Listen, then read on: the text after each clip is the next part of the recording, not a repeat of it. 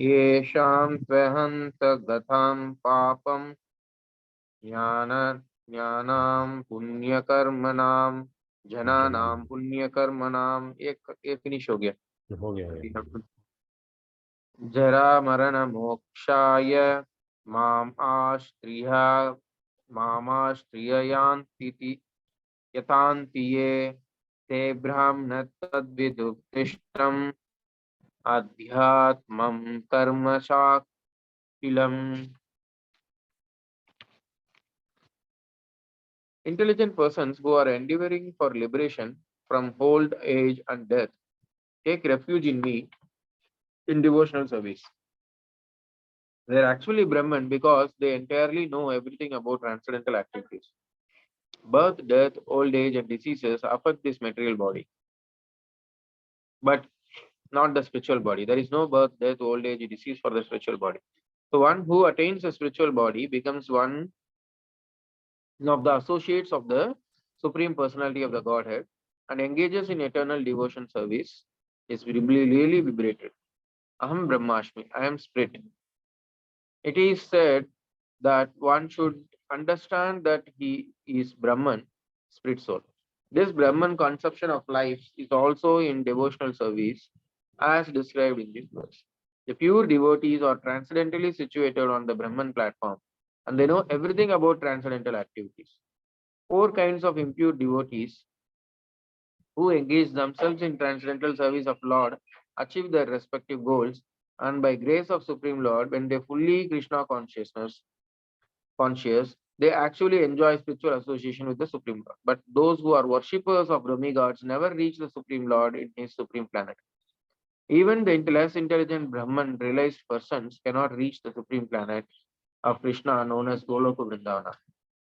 Only persons who perform activities in Krishna consciousness, Mam Ashritya, are actually entitled to be Brahman because they are actually endeavoring into reach Krishna planet. Such persons have no misgivings about Krishna and thus they are actually Brahman. Those who are engaged in worshipping the form or archa of the Lord, or who are engaged in meditation of the Lord simply for liberation from material bondage, also know by the grace of the Lord the purpose of Brahman, Adi Bhutha, etc., as explained by the Lord in the next chapter. Adi. Devam mam sajilabhyam jaye viduhu prayana kalepi tamam te viduryukta tretasaha. Those in full Krishna consciousness of me who know me, the Supreme Lord, to be the governing principle of the material manifestation of the demigods and all methods of sacrifice can understand and know me, the Supreme Personality of Godhead, even at the time of death. Purport. Persons acting in Krishna consciousness are never deviated from the path of entirely understanding the Supreme Personality of Godhead.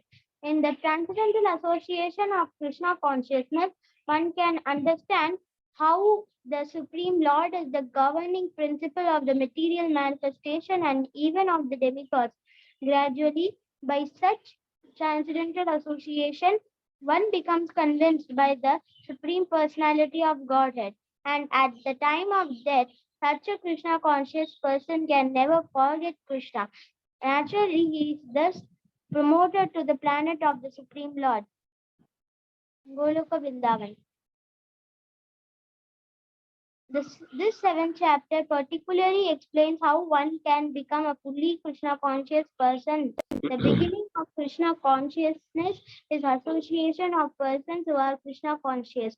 Such association is spiritual and puts one directly in touch with the Supreme Lord. And by his grace, one can understand Krishna to be the Supreme Personality of Godhead at the same time one can really understand the constitutional position of the living entity and how the living entity forgets Krishna and becomes entangled in material activities. By gradual development of Krishna consciousness in good association, the living entity can understand that due to forgetfulness of Krishna, he has become conditioned by the law of material nature. He can also understand that this human form of life is an opportunity to regain Krishna consciousness and that should be fully utilized to attain the costless mercy of the Supreme Lord. Many subjects have been discussed in this chapter. The man in distress, the inquisitive man, the man in want of material necessities, knowledge of Brahman, knowledge of Paramatma, liberation from birth, death, and diseases, and worship of the Supreme Lord. However, he who is actually elevated in Krishna consciousness does not care for the different process. He simply directly engages himself in activities of Krishna consciousness and thereby factually attains his constitutional position as an eternal servitor of Lord Krishna. In such a situation, he takes pleasure in hearing and glorifying the Supreme Lord in pure devotional service. He is convinced that by his doing so, all his objectives will be fulfilled. This determined faith is called Dhridavrata, and it is the beginning of Bhakti Yoga or transcendental loving service. That is the verdict of all scriptures. The seventh chapter of the Bhagavad Gita is the substance of that conviction. Thus end the Bhaktivedanta purpose to the seventh chapter of the Bhagavad Gita in the matter of knowledge of the Absolute. Jai Shri Jai Shri Krishna. Good. Completed 7. Yes. So let us start the 8th one now. Prabhuji? Getting you can start 8th one. 8th April. हाँ अभी निकलेंगे मंदिर निकलेंगे हम लोग अच्छा Sunday. So should you read one more or not? एक chapter fresh चालू कर देते हैं कल से It doesn't matter. No problem. Okay चालू करो I'll read. हाँ, Attaining chapter 8, attaining the supreme. हाँ. Text 1. Arjuna uvacha kim tad brahma kim adhyatmam kim karma purushottama adibhutam cha kim puroktam adi daivam kim uchyate. Arjuna inquired, O my lord, O supreme person, what is Brahman? What is the self? What are fruitive activities? What is this material manifestation? And what are demigods? Please explain this to me. Purport. In this chapter, Lord Krishna answers different questions from Arjuna. Beginning with what is Brahman, the Lord also explains karma, fruitive activities, devotional service, and yoga principles. And devotional service in its pure form, the Srimad Bhagavatam explains that the supreme absolute truth is known as Brahman, Paramatma, and Bhagavan. In addition, the living entity, the individual soul, is also called Brahman. Arjuna also inquires about Atma, which refers to body, soul, and mind. According to the Vedic dictionary, Atma refers to the mind, soul, body, and senses also. Arjuna has addressed the Supreme Lord as Purushottama, the Supreme Person, which means that he was putting these questions not simply to a friend, but to the Supreme Person, knowing him to be the Supreme Authority able to give definitive answers.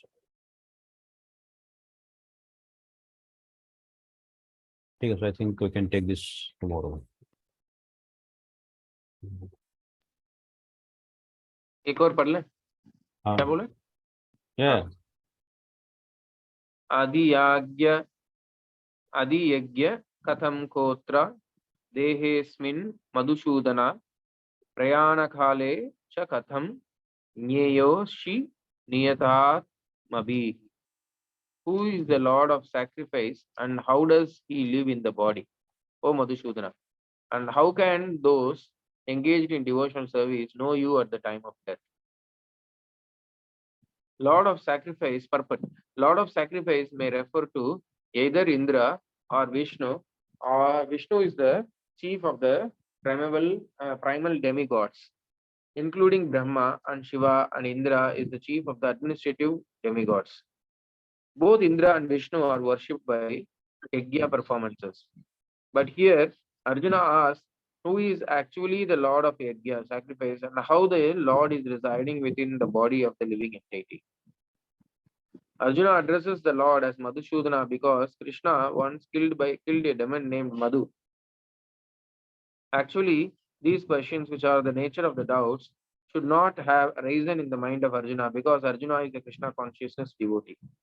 Therefore, these doubts are like demons. Since Krishna is so expert in killing demons, Arjuna here addresses him as Madhusudana so that Krishna might kill the demonic doubts that arise in the Arjuna's minds.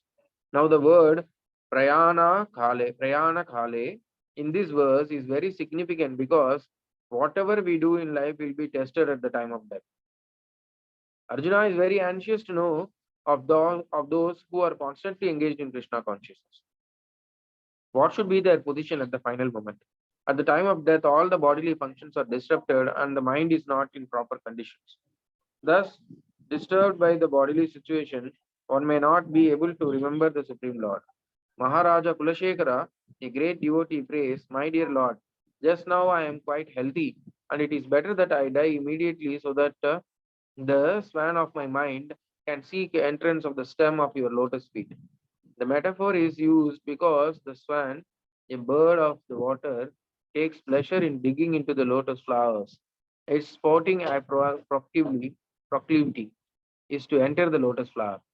Maharaja Kulashekara says to the Lord, "Now my mind is undisturbed and I am quite healthy. If I die immediately thinking of your lotus feet, then I am sure that my performance of your devotional service will become perfect. But if I have to wait for my natural death, then I do not know what will happen because at that time the bodily functions will be disrupted, my throat will be choked up, and I don't know whether I shall be able to chant your name. Better let me die immediately." Arjuna questions how a person can fix his mind on Krishna's lotus feet at such a time. Hare Krishna. Krishna. Stop.